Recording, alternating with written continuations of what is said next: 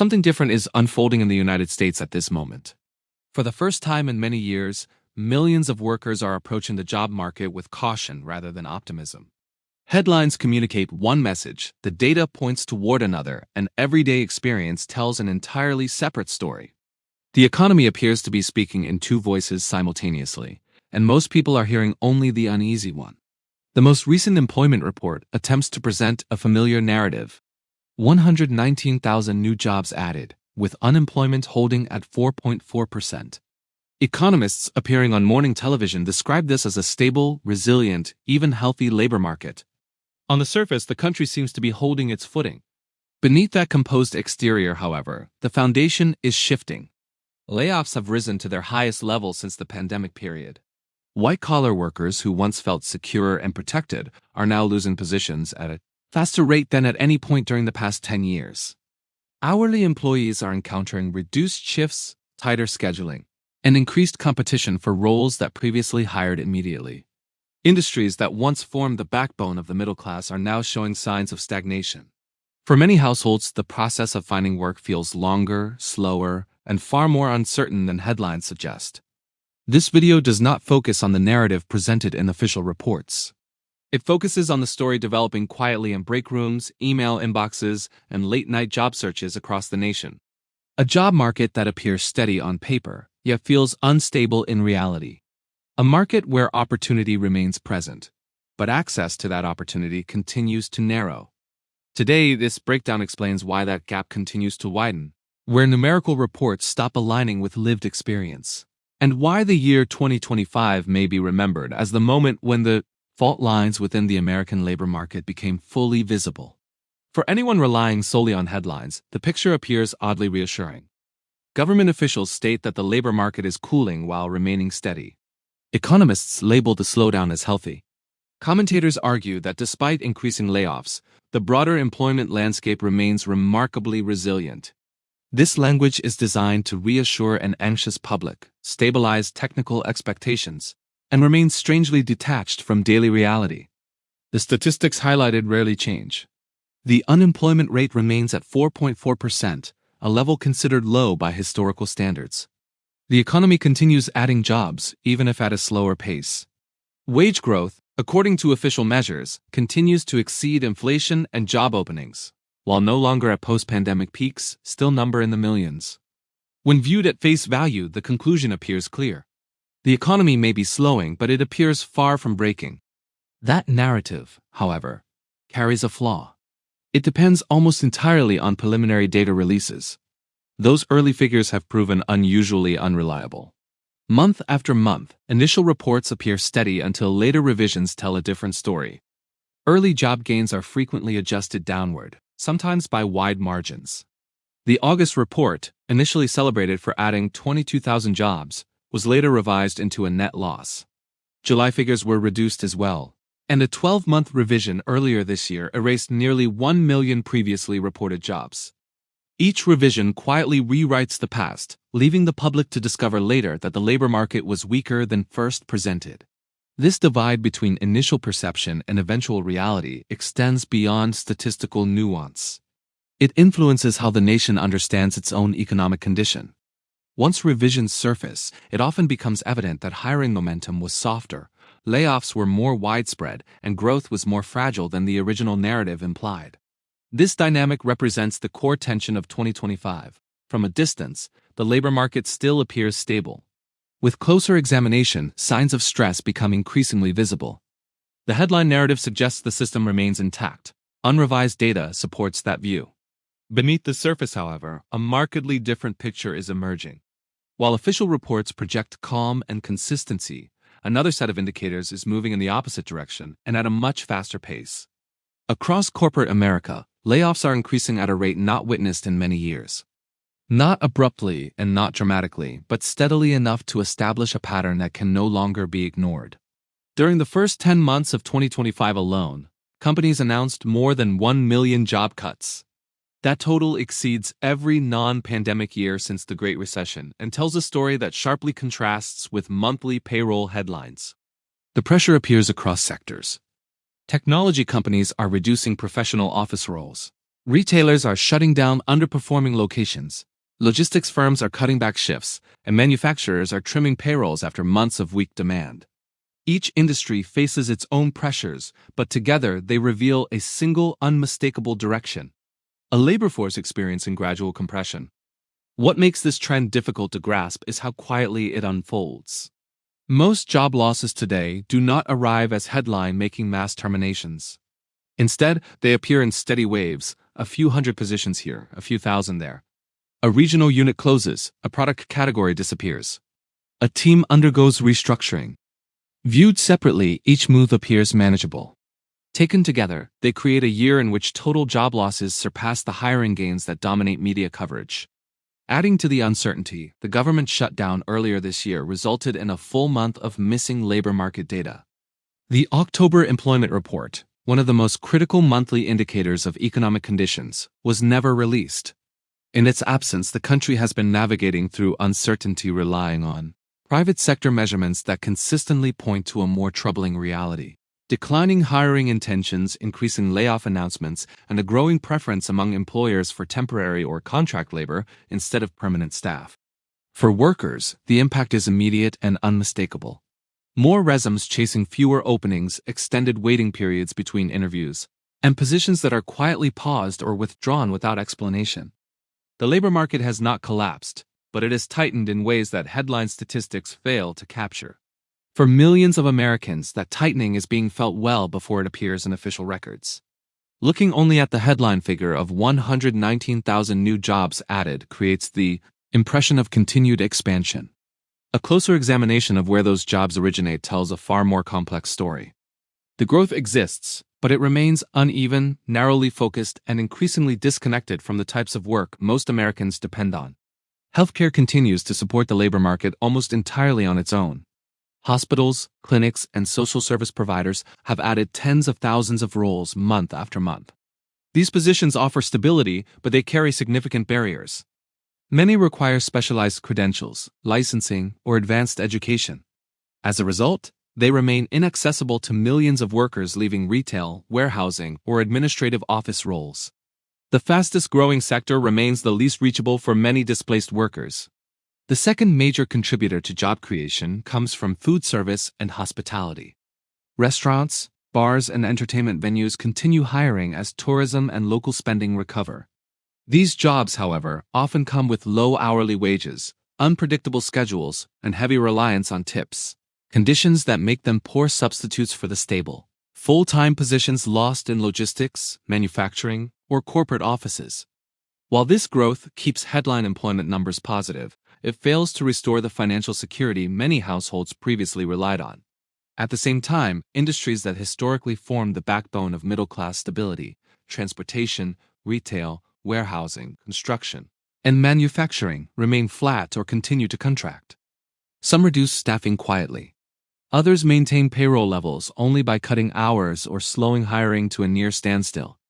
These shifts are not short-lived changes tied to a single moment or event. They represent a deeper transformation in how businesses operate under rising expenses, thinner margins, and more guarded expectations about the future.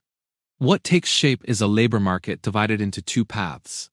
One path includes sectors that continue expanding because demand remains unavoidable.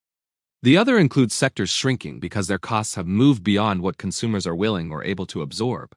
Jobs continue to appear, but they are not the kinds of roles that restore household security, reinforce local communities, or replace what has quietly disappeared. That imbalance is becoming one of the most defining weaknesses of the current economic landscape. One of the most confusing aspects of the job market today lies in the way wages appear strong while lived experience tells a different story. The data shows average hourly earnings rising by nearly 4% over the past year. On paper, that appears to signal progress, suggesting workers continue moving forward even as overall growth slows. Yet nearly anyone trying to manage rent, groceries, or insurance costs in 2025 describes a very different reality.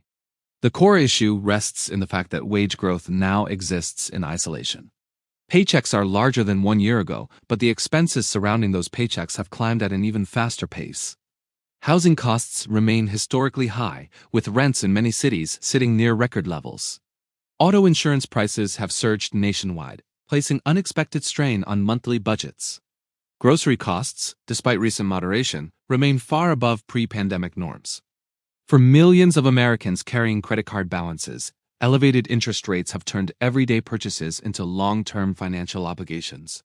When these pressures combine, wage growth no longer feels like progress. It begins to feel like a race that never produces a winner. An extra dollar per hour disappears quickly into higher utility bills. A slightly larger paycheck vanishes as soon as childcare costs or vehicle repairs surface. Households are not imagining this pressure. They are experiencing a form of inflation that official measurements struggle to fully reflect. This gap defines the core of the wage illusion. The numbers appear healthy when viewed alone, but they lose meaning when placed against daily reality. Wages continue rising, yet the cost of maintaining the same standard of living rises even faster. As more workers move into part-time roles, rotating schedules, or gig-based income, the reliability of earnings becomes just as important as the amount. In a truly strong labor market, rising wages provide reassurance. In the current environment, they raise uncomfortable questions. Why does daily life feel more difficult? Why does money vanish more quickly? How long can households continue stretching before limits appear? These questions do not reflect panic. They signal a growing divide between the economy workers live inside and the one described by economists on paper. Beneath the surface of rising wages and modest job gains, another shift unfolds quietly. It moves slowly, remains difficult to measure, yet reaches workers across the country. That shift involves the gradual erosion of job quality. Millions of Americans remain employed in name, yet struggle to stay afloat. The number of workers stuck in part-time roles for economic reasons continues to rise. These individuals want full-time hours but cannot secure them. Work schedules change from week to week, sometimes day to day, making long-term planning nearly impossible. Childcare arrangements, household budgets, and secondary income sources all become harder to manage. For workers in retail, hospitality, and service roles, unpredictability has settled in as the new normal.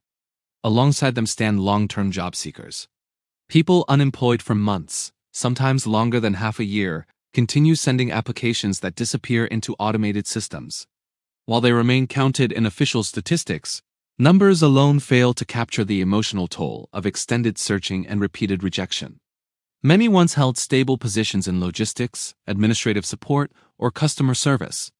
Those roles now face restructuring, outsourcing, or replacement through automation, leaving workers to navigate an increasingly uncertain path forward. Underemployment is spreading as people accept roles far below their qualifications simply because immediate income is necessary. University graduates are stocking store shelves. Former office supervisors are working in fast casual kitchens. Skilled warehouse employees are settling for part-time shifts at wages lower than what they earned years earlier. This reshuffling of talent reduces efficiency for both individuals and the broader economy. What makes this situation difficult to recognize is how quietly it unfolds. The statistics show people are employed, yet the reality is that many of these positions no longer offer stability, advancement, or a clear future. This is employment in its weakest form, officially present but practically fragile, within a labor market already filled with contradictions. This silent decline in job quality may be one of the strongest indicators of stress so far. While monthly reports describe a labor market that is simply cooling, several long-range indicators suggest something more serious is forming beneath the surface. These are signals economists and market strategists monitor closely because they often shift before official data reflects change. At present, many of these indicators are aligning in a way not seen for several years. The first warning comes from recession-sensitive sectors including manufacturing, construction, transportation, retail, and business services. Historically, when these areas weaken simultaneously, the overall economy follows. In 2025, most of them are already stalling. Manufacturing output has lost momentum. Freight volumes remain weak. Retailers are cutting labor expenses, early actions companies usually take when they anticipate falling demand rather than growth. The second signal appears in a slowdown of net job creation. The economy continues to add positions, but barely. A few years ago, monthly gains reached several 100,000. Today, six-figure increases are treated as successes even though they scarcely keep pace with population growth. When job creation hovers so close to zero, it takes very little for momentum to reverse.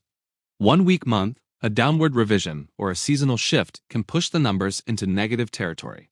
Historically, 2 consecutive months of job losses have almost always aligned with the beginning of a recession.